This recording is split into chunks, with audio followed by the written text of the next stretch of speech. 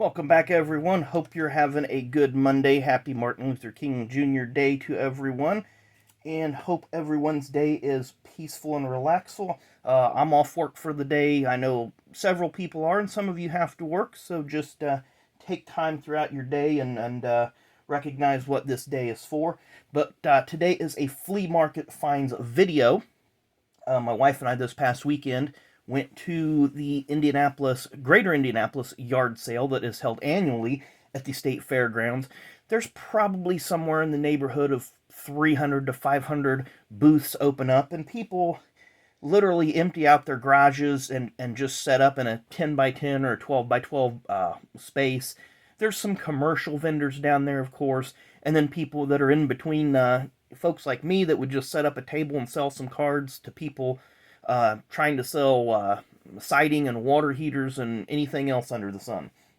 So anyway, it was a good time had by basically everyone that I seen down there. I wasn't sure what to expect as far as sports cards and whatnot. There was several booths that had sports cards, but I did not pick up very many. I didn't want to take a lot of time to do that. Wanted to just kind of get through all the booths, see what there was, and pick up what I like. And I will start off with the sports cards. I picked these up for, they're these little team bags for 50 cents each, and I believe they're 2001, I'll have to double check, that 2001 SP Authentic golf cards. Like I said, I'm not really into golf, but on the backs of these, they had put the tiger's tails, and I'd opened up a box of these several years ago that I got at the Kokomo Flea Market. So I've got some of these tiger tails. It's an insert set. So I know those have a little bit of value, and I thought for 50 cents each, I can't go wrong there.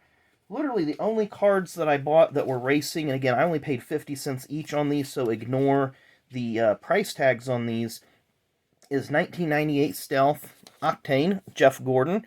These also come in die cut, but I didn't see any of those down there. So I got the Jeff Gordon. I couldn't pass that up for 50 cents. And then I got the Dale Jr. Cup car and the Dale Jr. Busch car. So we'll do a little zoom in on both of those, front and back, for you guys to see. And again, I thought 50 cents was a really good deal on these. I wasn't going to walk away from them. And just the way I see it, top loaders run about $0.25 now. So I paid $0.25 for those cards. Also picked this up. This was only $5. I couldn't pass it up. From 1991. Topps Desert Storm. Now, you've seen me have the Pro Set cards here. And this is, you know, a nice wax box of 91. And this is the Victory Series. I think there's 3 different series.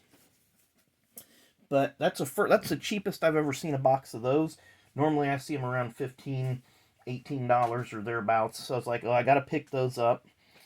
I may end up doing this Flea Market Find series in 2 sets because I don't want to take up a lot of time, nor do I want to fill this up just ridiculously. First thing I want to show you I picked up, I got this Racing Superstars Richard Petty figure. And this is, you can see how generic those are compared to maybe, say, the McFarlane or even the starting lineup that Kenner had come out with in the late 90s with NASCAR. And on the backs of them, it shows you the drivers, the other drivers. You had Bill Elliott with a Melling suit, a Ken Schrader with the blank Kodiak suit, Sterling Marlin, Derek Cope, Richard Petty, and Bobby Hamilton, who was the 91 Rookie of the Year, of course. So I always thought those were pretty cool growing up. I think I was about 14 or so when those come out. And I did get a few Richard Petty cars. Got this, this was, what year did this come out? 1999. So it was, it's a Petty, 5 decades of Petty. And I don't know how many different cars that they had, but this says issue 1986, and as you can clearly see, it is a notchback window with the front, square front. So this car would have been an 85 or an 84 model, maybe even 83, but it is done up in the 86 paint scheme. So just a little bit of course, Racing Champions was not the greatest on attention to detail. Same could be said for Hot Wheels. I got this Hot Wheels Pro Circuit, and I actually got 2 of these, and I'll show you. I didn't realize it till I got home that there's a little bit of difference in the 2 that I got. It does come with a trading card. We'll zoom in there so you can kind of see all the information that it gives you about Richard, and then it talks about the Hot Wheels branding. Like I said, I got a second one here, and I'm going to put these side by side. Actually, I'm going to do them like this. And you can see that the bottom one is painted up in the true STP petty blue and Dayglow orange. The top one, I don't know if the paint batch was bad, but it's a much, much darker blue. So pretty cool. You know, got a couple, I don't want to call it variations, but I'm sure this is not the only one. I'm sure there's a whole batch of those out there that made it into the wild that probably shouldn't have, just because of, again, attention to detail. Trying to find my other bag here. I got several bags here, and there's one particular that I was looking for that has what I want to put up here next. Should have thought this out before I hit record.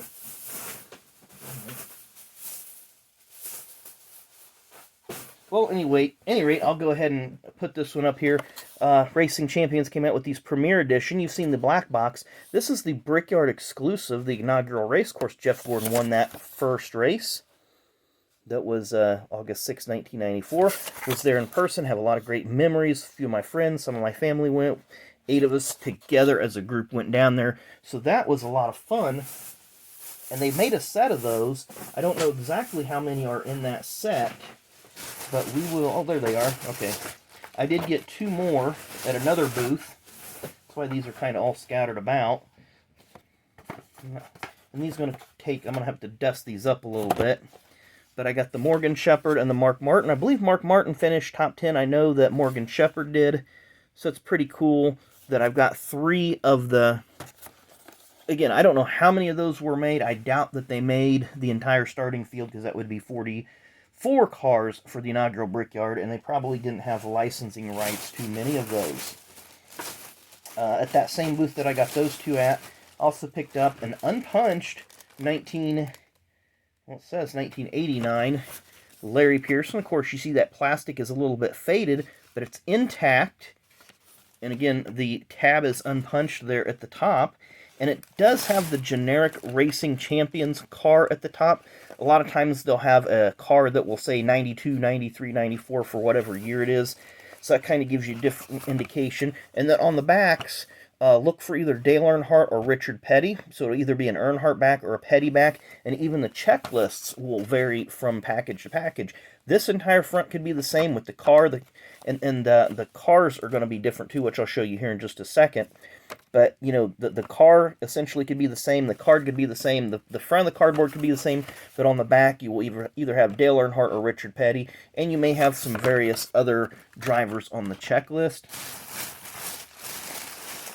And I think we're going to wrap this video up. And then I'll save the rest of the diecast for another Flea Markets Find video. I'm double checking and making sure that I don't have any other cards down here that I wanted to show you. So I got 2 Todd Bodine cars. And I always look for this one because there's like, the Beckett doesn't list it, but in one of my old Diecast Digest magazines I'm going to have to find, there's like 8 or 10 variations of this. And I'll show you. Just look at the back windows of both of these cars, and I'm going to do them one at a time. You see that one is doesn't have any bars on it. It's black window. It does have bars, but they're very, very thin. These bars are die-cast mold. They're very pronounced, and they're painted white. You can see on the back of the cars, now that one does have a bit of a paint chip, but you see how the TV panel is split where the car is put together, I guess. I don't want to say molded. And this one has a clean, so it's a one-piece mold. And then on the front of this car, you see the grill assembly and the brake ducts right there. See how that is, the 2 little oval ducts and a small grill. Whereas this one has a huge bumper. You see the headlights. So there was different bodies molded and cast for different cars. Obviously, Larry Pearson's, this is a Buick. He ran a Buick, and this should be a Buick. But this car also, you know, Todd Bodine ran usually an Oldsmobile, sometimes a Chevy in the Busch Series back then. So again, Racing Champions, they didn't pay much attention to detail. They were just processing cars and getting them out as quick as they could. And, you know, for a NASCAR fan like me back 14, 15 years old that just wanted some collectibles, that was the thing. Just go to Walmart, pay $1.50 for it, or whatever they were at the time. I think they were actually about $1.19 back then. You go to Walmart, pick a few cars that you like, take them home, put them with wherever, but you didn't pay much attention to it. And then when I did get a Diecast Digest and I started reading about it, then I started becoming more detail oriented, finding out different things about the different stickers, the different sponsorships, just the color and paint, like we just pointed out with that Richard Petty car. So when you're looking for these cars, sometimes if there's 4 or 5 of the same car, even today, just look at them. There might be just subtle differences that can mean a lot in the value or the the interest in that particular car. So anyway, hope you enjoyed today's video. Thanks again for watching. Make sure you hit that like button, hit that subscribe button. Send me a comment. Tell me what you like that we found so far, because there's more to come. Like I said, I wanted to split this up into 2 videos because I didn't want it to be very long. So thanks again for watching. Really do appreciate it, and we will see you again tomorrow.